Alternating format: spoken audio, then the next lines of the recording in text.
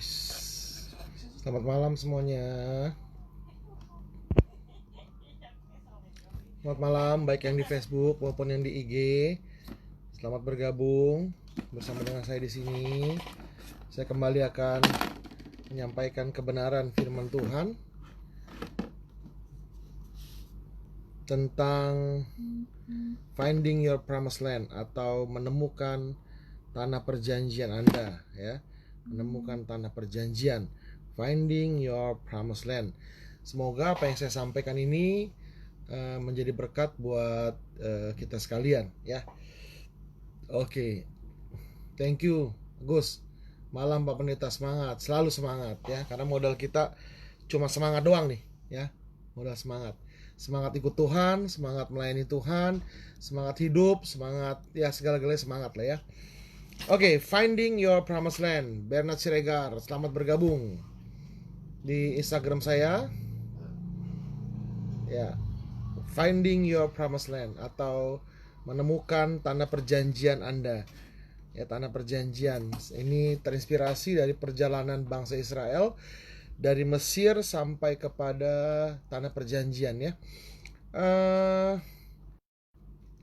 Pada zaman Yusuf, ya, orang Israel tuh hidup di tanah perjanjian itu pada zaman Yusuf orang Israel hidup di Mesir itu dengan segala kehormatan dan kemuliaan. Karena siapa? Karena Yusuf, ya. Karena Yusuf. Fani 23, selamat bergabung Fani 23. Ya, jadi Andreas Wahyudi, waduh, selamat bergabung. Ya, saya agak biasanya jam 8, cuman kali ini jam 9, pukul 9 malam karena tadi ada satu keperluan yang saya nggak bisa tinggal, jadi buru-buru pulang dan ini saya bisa hari ini live streaming baik di Facebook maupun di Instagram, ya. Oke, jadi finding your promised land. Orang Israel, Yusri Wijaya, selamat bergabung di Facebook. Boleh kasih jempolnya yang bergabung atau kasih komen apa gitu biar saya tahu bahwa Anda biar bisa saya sapa kalau Anda ada di Instagram maupun ada di Facebook saya, ya. Oke, jadi orang Israel pada zaman Yusuf tuh hidup di Mesir. Mereka hidup juga enak, ya, karena pada itu ada Yusuf yang melindungi mereka, ada Yusuf yang menjaga mereka sih gitu. Tapi tetap seenak-enaknya mereka tinggal di Mesir. Mesir bukanlah tanah perjanjiannya mereka. Mesir bukanlah tanah perjanjian orang Israel. Tanah perjanjian orang Israel ada di Kanaan. Jadi seenak-enaknya mereka tinggal di Mesir, itu bukanlah tanah perjanjian mereka. Tanah perjanjian mereka ada di Mesir. Ada di Yeriko, ya, yang harus mereka rebut dan mereka bangun. Selamat bergabung Bapak Chandrawi, brother saya dari Gading Serpong. Selamat bergabung brother Erwin Julio. Shalom Erwin, luar biasa. Ya, tanah perjanjian, ya.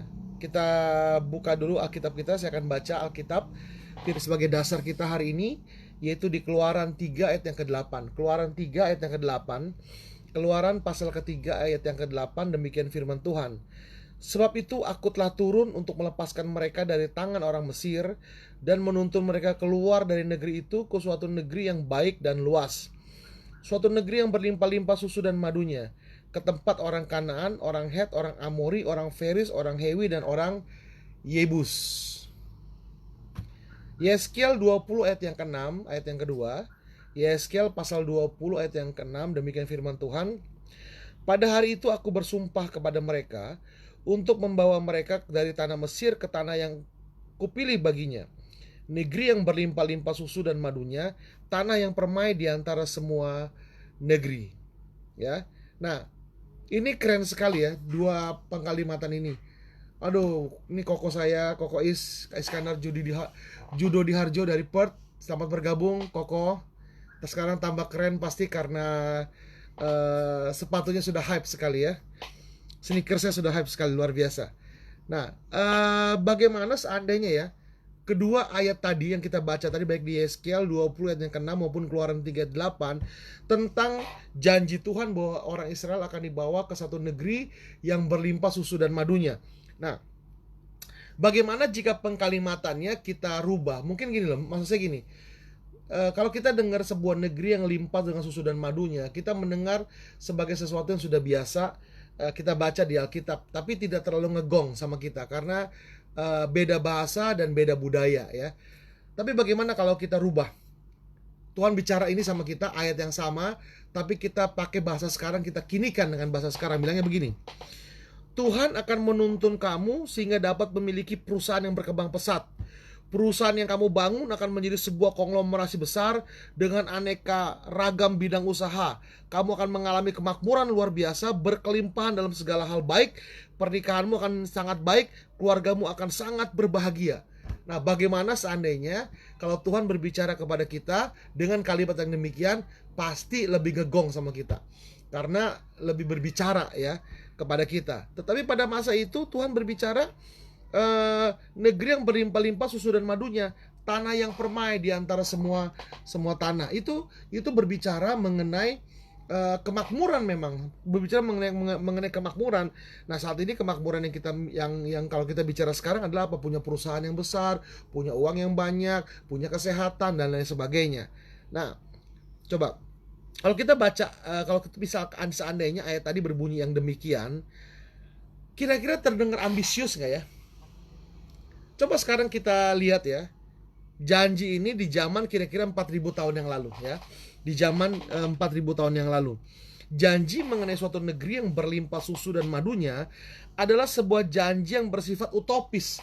Janji yang bersifat ada di masa depan, bersifat surgawi, bersifat angan-angan yang ada di depan. Ya. Nah, diberikan kepada Abram, tidak punya sumber daya, tidak punya militer, bukan seorang perantau, tidak memiliki kekuatan militer atau politik. Jadi bayangkan Anda disuruh membangun sebuah negeri tapi nggak punya kapital yang kuat, tidak punya kekuatan politik, tidak punya kekuatan militer. Saudara-saudara, itu juga sama juga bohong. Tapi janji ini diberikan kepada Abram. Nah, lalu bayangkan kalau Anda Abram, pada masa itu namanya belum Abraham ya, tapi Abram. Bayangkan kalau Anda Abram, lalu Anda terima janji Tuhan tersebut, lalu Anda harus menghadap istri dan menghadap mertua sambil menceritakan janji yang Tuhan kasih ini. Bilang sama istri, sayangku, ini Tuhan nih, tadi ada suatu suara nih ngakunya Tuhan Yahweh nih, dia janji bahwa kita akan diberikan anak yang banyak, lalu Tuhan akan memberikan kita tanah yang permai yang berlimpah susu dan madunya. Nah, bayangkan Abraham ketika menyampaikan pesan ini kepada Sarai, istrinya. Dia akan lihat suaminya, ini kasihan amat ya. Mungkin karena udah bertahun-tahun menikah belum punya anak, jadi dia jadi ngigo begini, jadi agak-agak kurang waras. Mungkin seperti itu. Lalu bagaimana seandainya kalau Abraham lalu menghadap mertuanya, saudara-saudara, dan menceritakan mimpi yang sama, akan bilang, aduh mantu gua nih udah mulai kurang waras ya, begitu kan. Nah, tapi bermodalkan iman, Abraham melakukan sebuah perjalanan iman yang nekat. Anda bayangkan, Tuhan suruh Abram pergi ke suatu negeri yang berlimpah susu dan madunya. Pertanyaannya, alamatnya di mana? Tuhan nggak Sherlock, nggak ada Google Maps, belum ada Waze. Kemana perginya? Nggak tahu. Ke suatu negeri yang akan aku tunjukkan kepadamu. Belum ditunjukkan, tapi Tuhan bilang yang akan aku tunjukkan kepadamu. Satu negeri yang akan aku tunjukkan kepadamu. Di mana itu? Belum tahu di mana, ya. Nah, tapi Abram berjalan berdasarkan imannya, dia berjalan. Jadi makanya saya selalu bilang, untuk menggenapi janji Tuhan, nomor satu yang diperlukan itu bukanlah keterampilan, tetapi ketaatan. Kenapa? Karena tanpa ketaatan, keterampilan dapat dipelajari sepanjang perjalanan, tapi tanpa ketaatan tidak akan ada perjalanan sama sekali. Ya, selamat bergabung Esra Mewanglo dari Kalimantan Timur. Brother saya Doni Sarensong dari Manado, selamat bergabung brother, shalom. Erliana Dewi dari mana nih ya, selamat bergabung ya. Puji Tuhan, puji Tuhan. Tante Sumarjani selamat bergabung. Bapak Joyman Waruwu selamat bergabung ya. Nah, jadi untuk menggenapi visi Tuhan, nomor satu yang diperlukan bukanlah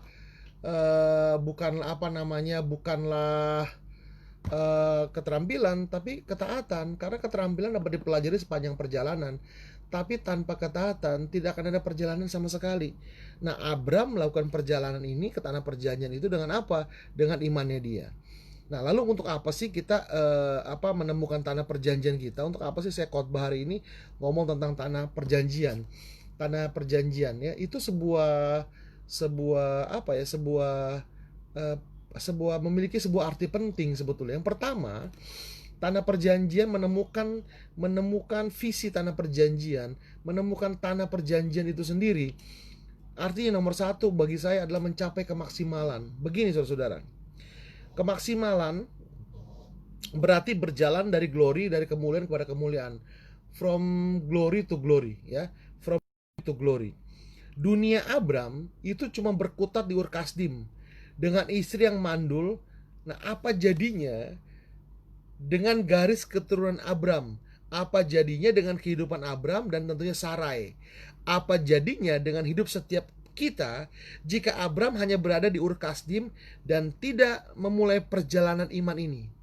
Pernah nggak bayangkan kalau Abram, waktu itu namanya masih Abram, belum Abraham. Bayangkan apa yang terjadi kalau dia tidak melakukan perjalanan dia keluar dari Ur Kasdim. Dia akan menjadi orang kecil yang cupat karena dia ada seperti katak dalam tempurung. Dia cuma ada di situ, nggak kemana-mana. Di Ur Kasdim aja ngobak-ngobak di Ur Kasdim. Apa jadinya dengan keturunannya dia? Sarai nggak punya anak. Akhirnya Abram akan meninggal, Sarai akan meninggal tanpa ada garis keturunan yang meneruskan terahnya Abram. Apa jadinya dengan kita kalau Abram tidak keluar dari tanah perjanjian? Kita bisa celaka karena nggak akan ada juru selamat, gitu kurang lebih ya. Nah, kadang-kadang orang bertanya gini loh, kadang-kadang orang bertanya gini, what if? Bagaimana seandainya? What if? Bagaimana seandainya kalau dulu saya lakukan? Kenapa dulu saya nggak lakukan? Kenapa dulu saya nggak ambil keputusan itu? Semua dilakukan dengan rasa pelan. Ya, ada apa di ujung samudra? Itu seperti orang, saudara-saudara, dia tinggal di sebuah pulau, dia tiap sore dia berdiri di dermaga, lalu dia sambil melihat ke horizon, ke cakrawala di ujung samudra, dia lihat ada apa di ujung samudra? What is in the other side? Ada apa di ujung samudra? Sambil dia memandang ke tengah laut, ada apa di ujung samudra?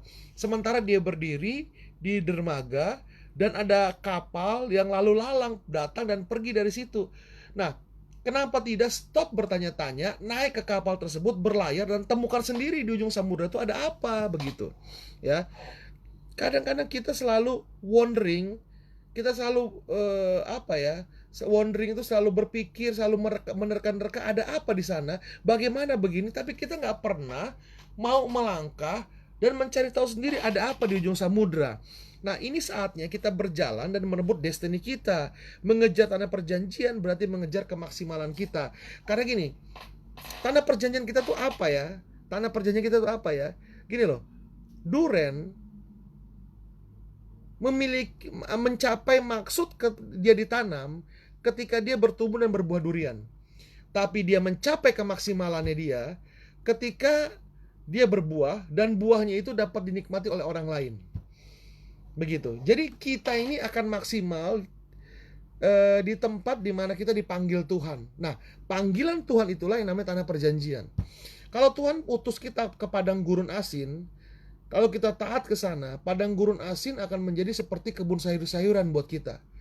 Tetapi kalau kita disuruh ke padang gurun asin oleh Tuhan, tapi kita melarikan diri ke kebun sayur-sayuran, maka percayalah kebun sayur-sayuran tersebut akan menjadi seperti padang gurun asin buat kita. Kenapa? Karena semata-mata Tuhan gak utus kita ke sana. Jadi kemaksimalan kita ada di mana? Kemaksimalan kita ada di panggilannya Tuhan. Hadirat Tuhan ada di panggilannya Dia, berkat-berkatnya ada di panggilan Dia, pewahyuannya ada di panggilannya Dia. Jadi Tuhan mau kita taat menuju pergi kepada panggilannya. Kita membangun hidup di atas panggilan kita. Kita hidup di atas panggilan kita. Kita sesuaikan hidup kita dengan panggilan Tuhan kepada kita.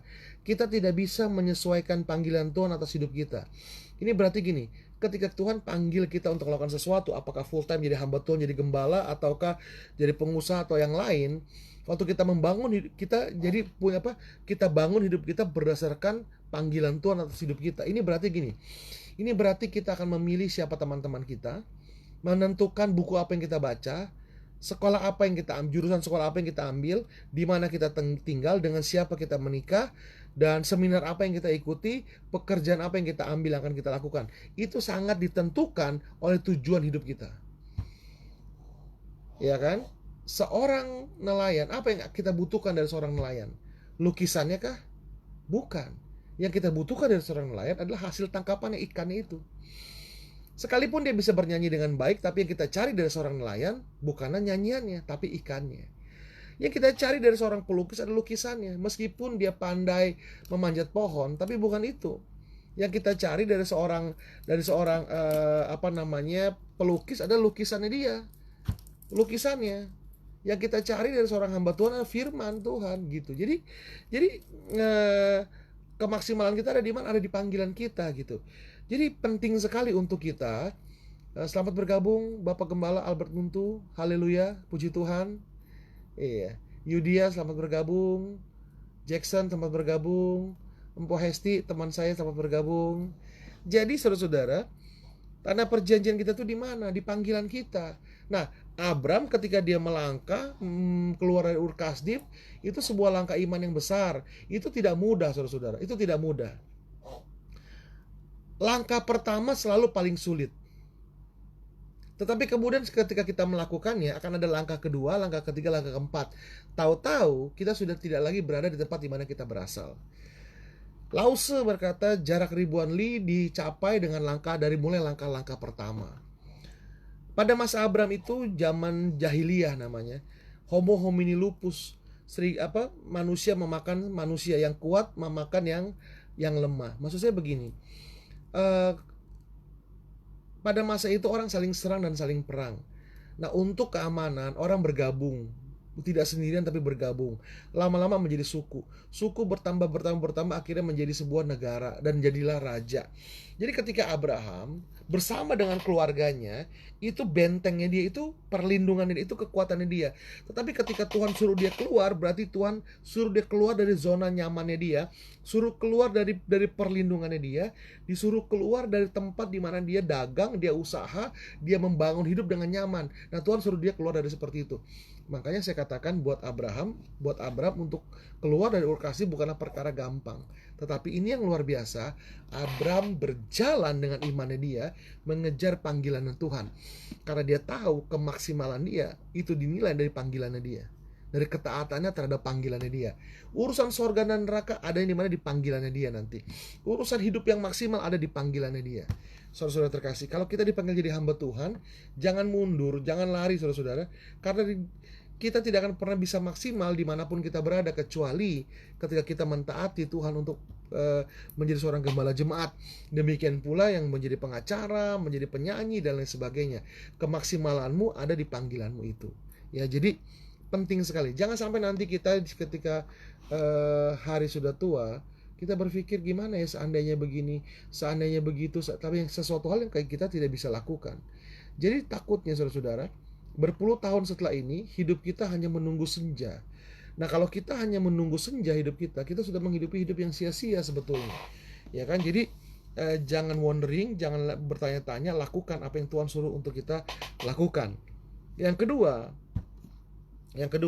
bicara tanah perjanjian saudara-saudara, menemukan visi Tuhan tentang tanah perjanjian. Yang kedua, berarti kita mengejar ambisinya Tuhan, bukan ambisinya kita. Kita mengejar keinginannya Tuhan dan bukan keinginan kita. Kita ini saudara-saudara adalah hamba Tuhan, wajib melakukan keinginan majikan kita. Karena kita digaji oleh Tuhan, kita diberkati oleh Tuhan, kita ditebus dengan harga yang mahal, bukan dengan barang murah tapi harga yang mahal, dengan darah yang mahal. Jadi kita ini hamba Tuhan, saudara-saudara. Nah, karena kita hamba Tuhan, yang harus kita kejar adalah visinya Tuhan, bukan visinya kita. Yang harus kita kejar adalah ambisinya Tuhan, bukan ambisinya kita. Apalagi visi golongan atau ambisi golongan atau kehendak golongan kita, bukan, atau pemimpin kita, bukan. Yang kita harus kejar adalah ambisinya Tuhan. Kita ini hamba Tuhan, bukan hamba organisasi, bukan hamba dari pemimpin kita. Kita adalah hamba Tuhan. Saudara-saudara, oleh karena itu, Tuhanlah yang set up perjalanan kita. Berarti ketika kita mengejar tanah perjanjian, kita sedang mengejar visi Tuhan, kita sedang melayani Tuhan. Saudara-saudara, kita sedang melayani Tuhan. Kadang-kadang pelayanan itu sudah belok, saudara-saudara. Kadang-kadang kita melayani bukan melayani Tuhan, tapi kita melayani ambisi pribadi, kita melayani kehendak pribadi, demi tentunya keuntungan pribadi, saudara-saudara. Yuk kita mulai bertanya-tanya kepada Tuhan, bertanya-tanya kepada diri sendiri, kita cek dan recheck hati kita, untuk siapa kita melayani selama ini. Jangan-jangan nilai-nilai kita sudah bergeser, saudara-saudara. Ya kan, sudah bergeser. Keradikalan kita sudah bergeser, saudara-saudara. Radikal itu apa sih, saudara-saudara? Radikal bagi Tuhan itu menurut saya bukanlah kita hadir, semua hadis selalu hadir di acara-acara rohani, seminar kah, doa kah, apakah kita selalu hadir. Kita pakai kaos merchandise dari berbagai acara tersebut. Kita pakai gelang, aksesoris yang berbau rohani lah. Waduh, segala macam, saudara-saudara. Kalungnya keep on fire, gelangnya ada 10 biji, saudara-saudara. Pakai anting, waduh, pakai kalung salib, pakai baju on fire segala macam. Bukan radikal seperti itu menurut saya, saudara-saudara. Radikal itu begini sederhana, ngukur radikal apa enggak itu. 10 tahun dari sekarang masih on fire enggak? Tengok teman-teman kita 10 tahun dari sekarang masih ada enggak dalam pelayanan, masih cinta Tuhan enggak, masih berapi-api enggak? Enggak usah nunggu 10 tahun lah, sekarang kita masih on fire enggak? Teman-teman kita masih on fire enggak? Masih ada di tengah lapangan enggak berjuang? Atau kita sudah minggir, saudara-saudara, terpinggirkan, menyerah kalah. Karena apa? Kenyataan dan kebutuhan hidup sudah meminggirkan kita, menjadikan kita tidak lagi orang yang radikal bersuara dengan radikal, menjadikan kita orang-orang yang sama aja, saudara-saudara. Sama aja karena terdesak oleh apa? Terdesak oleh politik, kekuasaan, dan juga kebutuhan hidup. Jadi radikal itu seperti itu. Berani gak kita mengejar visi Tuhan meskipun rugi, meninggalkan segala-galanya, saudara-saudara? Ya kan, itu adalah radikal bagi Tuhan. Jadi waktu kita mengejar visi Tuhan, kita sebenarnya sedang melayani Tuhan, sekalipun itu bertentangan dengan kehendak pribadi kita, kehendak diri kita, saudara-saudara. Jadi kalau Tuhan masih memberkati, Tuhan mau memakai kita, gini saudara, orang itu memakai jasa kita, pertama karena dia tidak punya waktu untuk mengerjakannya, atau kedua dia tidak bisa mengerjakannya. Kalau kita memakai jasa tukang jahit untuk menjahit pakaian, nomor satu, kenapa kita pakai dia? Nomor satu, karena kita tidak bisa menjahit. Yang kedua, kalau kita bisa menjahit, kita tidak punya waktu untuk menjahit karena pekerjaan kita yang lain menyita waktu. Saudara-saudara, jadi kenapa orang pakai jasa orang lain? Pertama, karena dia tidak bisa melakukannya. Yang kedua, dia bisa melakukannya tapi dia tidak punya waktu untuk melakukannya. Shalom, Kakang Jo dari Bandung. Alin, Andri, selamat bergabung. Jadi saudara-saudara sekalian, beda dengan Tuhan. Tuhan itu punya waktu untuk melakukannya dan dia mampu untuk melakukannya. Tapi kenapa dia masih mau pakai kita? Dia mau pakai kita semata-mata untuk memuliakan diri kita, saudara-saudara. Untuk mengangkat kita dari hamba menjadi kawan sekerja. Ya, dari hamba, Om Awi selamat bergabung, Lucia Sihombing, Mpo Hesti, ya. Jadi kalau Tuhan mau pakai kita, bukan karena dia nggak bisa dan nggak punya waktu. Tuhan punya segala kemampuan, dia punya segala waktu di dunia ini. Tapi kenapa dia mau pakai kita? Karena Tuhan mau memuliakan kita, menjadikan kita dari hamba menjadi kawan sekerja, membuat kita menjadi orang-orang yang berguna, saudara-saudara. Jadi adalah satu kebanggaan ketika kita dipakai Tuhan. Adalah satu kebanggaan dan kehormatan ketika Tuhan memberikan kita visinya, lalu melakukan bagian kita di dalam kerajaannya untuk menjadi berkat bagi banyak orang. Jadi waktu kita menemukan tanah perjanjian kita apa, visi kita apa, sebenarnya kita sedang mengejar ambisinya Tuhan, saudara-saudara. Ya, kita bukan sedang mengejar ambisi pribadi dan tentunya di balik ambisi ada keuntungan. Tapi kita sedang mengejar ambisinya Tuhan. Keuntungan siapa? Keuntungan Tuhan, saudara-saudara. Jadi itulah arti penting kita menemukan tanah perjanjian. Orang Israel masuk ke tanah perjanjian bukan karena apa-apa, tapi Tuhan di balik itu semua, Tuhan punya rencana besar, yaitu apa? Keselamatan, saudara-saudara. Janji yang diberikan kepada Abraham, olehmu semua bangsa akan diberkati. Nah, berkat itu mengalir dari siapa? Dari Tuhan Yesus, saudara-saudara. Jadi perjalanan bangsa Israel keluar dari Mesir, karena janji yang diberikan Tuhan itu adalah sebuah penggenapan untuk rencana Tuhan. Yaitu apa, saudara? Kelahiran daripada juru selamat kita, Yesus Kristus, ya. Yang ketiga, menemukan tanah perjanjian berarti hidup diberkati untuk memberkati, ya. Visi tanah perjanjian awalnya hanya buat diri sendiri. Buat siapa? Buat orang Israel sendiri. Buat orang Israel sendiri. Namun semakin berjalannya waktu, dari satu ketaatan kepada ketaatan lainnya, semakin nyata bahwa rencana Tuhan tidak pernah egois, namun selalu untuk kebaikan manusia, keluarga, suku, bangsa, dan negara, saudara-saudara, ya. Nah, Galatia 3 ayat 7-9 bilang seperti ini. Jadi kamu lihat bahwa mereka yang hidup dari iman, mereka itulah anak-anak Abraham. Dan kitab suci yang sebelumnya mengetahui bahwa Allah membenarkan orang-orang bukan Yahudi oleh karena iman, telah terlebih dahulu memberitakan Injil kepada Abraham, olehmu segala bangsa akan diberkati. Jadi mereka yang hidup dari iman, merekalah yang diberkati bersama-sama dengan Abraham yang beriman itu. Olehmu sebuah bangsa diberkati. Ketika Tuhan, saudara-saudara, contohnya mengutus, ya, aku utus kamu ke sini bangun gereja jadi hambaku, gitu. Kita pergi ke satu tempat itu, kita bangun gereja untuk kemuliaan diri sendiri sebetulnya, saudara-saudara, ya. Untuk kemuliaan diri sendiri. Kan keren loh jadi pendeta gereja besar. Tapi tambah lama kita berproses dalam visi Tuhan, kita tahu bahwa kita membangun gereja di sana bukan buat diri kita ternyata. Karena ada banyak orang membutuhkan bantuan kita. Itu contoh aja. Demikian pula dengan pekerjaan-pekerjaan yang lain atau profesi-profesi lain di mana Tuhan panggil kita. Kita pikir jadi dokter untuk kebanggaan sendiri. Tuhan panggil kita jadi dokter untuk kebanggaan sendiri, kebanggaan keluarga. Padahal di balik itu Tuhan meminta kita untuk jadi berkat. Buat siapa? Untuk buat banyak orang yang datang dan membutuhkan bantuan kita. Makanya di balik bantuan, di balik panggilan, saudara-saudara, ada orang-orang yang perlu kita tolong. Dan di balik itu juga ada usaha untuk kita menjadi yang terbaik, Bapak Ibu. Karena Tuhan itu sangat baik, dia sangat luar biasa, maka pertolongan dia pun haruslah luar biasa dan hebat. Jadi gak boleh asal-asalan.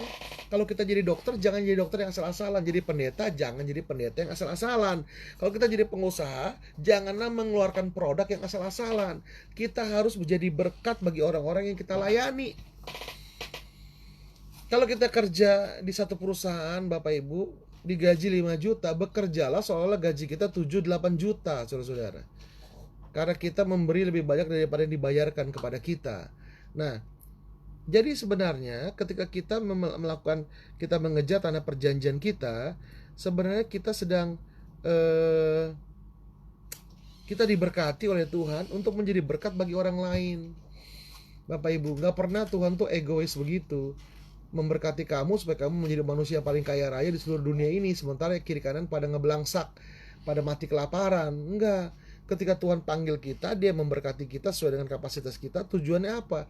Selalu ada orang-orang yang perlu ditolong, selalu ada orang-orang yang perlu diberkati, selalu ada orang-orang yang membutuhkan perhatian kita. Nah, itulah bagian kita untuk menyatakan social justice mungkin ya namanya, ya, bagi orang-orang yang kekurangan, saudara-saudara. Nah,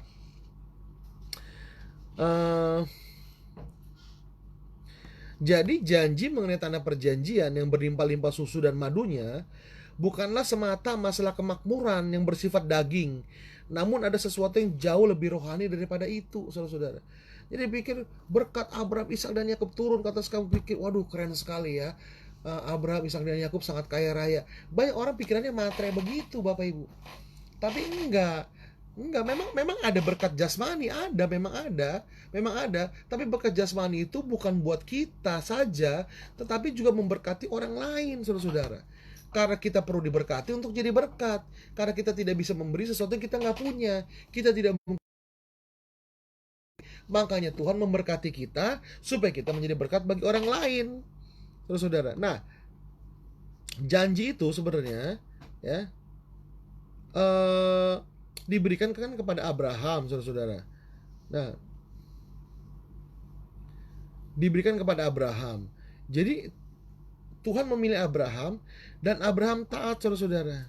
Abraham tuh taat, dan karena dia taat, dia diberkati Tuhan, Bapak Ibu. Jadi diberkati Tuhan. Nah, Apa sih tanah perjanjian kita? Saya sudah sampai pada bagian-bagian terakhir, jadi singkat saja saudara. Apa sih tanah perjanjian kita? Apakah keluarga yang berbahagia? Apakah memiliki pernikahan yang sehat dan berbahagia? Apakah punya bisnis yang berkembang? Apakah pelayanan atau gereja berkembang pesat? Apakah terobosan dalam hal keuangan? Saya nggak tahu apa tanah perjanjian kita. Pelayanan yang luar biasa mungkin. Apa tanah perjanjian kita, saya nggak tahu saudara-saudara. Tetapi satu hal yang kita perlu tahu adalah dalam pengejaran kita akan tanah perjanjian kita, pengejaran kita akan visi yang Tuhan kasih, saudara-saudara, berproseslah di sana. Karena apa? Karena bukan nama kita akan dipermuliakan ketika kita sukses nanti. Seharusnya bukanlah semua kemuliaan, semua berkat, keuangan itu untuk kita kantongin. Bukan, Bapak Ibu. Dalam visi yang Tuhan kasih, selalu tujuannya untuk orang lain dan gak pernah buat diri sendiri. Jadi kalau Anda menjadi megalomania, menjadi besar sendiri, hebat sendiri, keren sendiri, maka Anda sedang melayani diri sendiri, bukan sedang melayani Tuhan. Anda sedang mengejar ambisi pribadi dan bukan ambisinya Tuhan. Bangsa Israel perlu ke tanah perjanjian, saudara-saudara. Kenapa? Karena dari sanalah semua bangsa akan diberkati. Jadi tidak salah punya mimpi, tidak salah punya cita-cita, tidak salah punya visi, saudara-saudara. Tapi Anda perlu tahu bahwa visi itu memberikan kepada Anda tugas untuk memberkati orang lain. Visi gak pernah buat diri sendiri. Dari Tuhan gak pernah buat diri sendiri. Visi dari Tuhan selalu untuk memberkati orang lain. Saudara-saudara, Tuhan tidak mau kita menjadi seorang kaya yang sombong, jadi seorang megalomani yang terkenal sendiri. Tuhan gak mau. Yang Tuhan mau adalah kamu jadi berkat bagi orang lain. Udah itu aja. Jadi berkat bagi orang lain. Jadi masuk tanah perjanjian itu artinya jadi berkat bagi orang lain. Di balik visi Tuhan, nomor 1 ada proses dan kerja keras. Nomor 2 ada orang lain yang perlu kita berkati. Gitu. Jadi pursuing our promised land, jangan salah saudara-saudara, itu berbicara finding your promised land, finding our promised land. Itu kalau kita hidup dalam tanda perjanjian Tuhan, saudara-saudara, maka yang pertama kita sebenarnya hidup dalam kemaksimalan di sana. Karena kemaksimalan kita ada di panggilan kita. Yang kedua, mengejar ambisinya Tuhan. Saudara-saudara, yang ketiga, hidup diberkati untuk memberkati. Ingatlah, kita hidup diberkati untuk memberkati. Untuk apa hidup kalau kita tidak diberkati? Untuk apa tanam pohon durian tapi gak pernah berbuah durian? Untuk apa saudara-saudara kita ada pintar tapi tidak memberkati orang lain? Gak bisa. Ya, jadi demikian firman Tuhan pada hari ini. Biarlah apa yang saya sampaikan ini mungkin singkat, tapi boleh menjadi berkat untuk kita sekalian. Ya, ini ada Om Wim dari Solo sempat bergabung. Ya, Elisa selamat bergabung juga.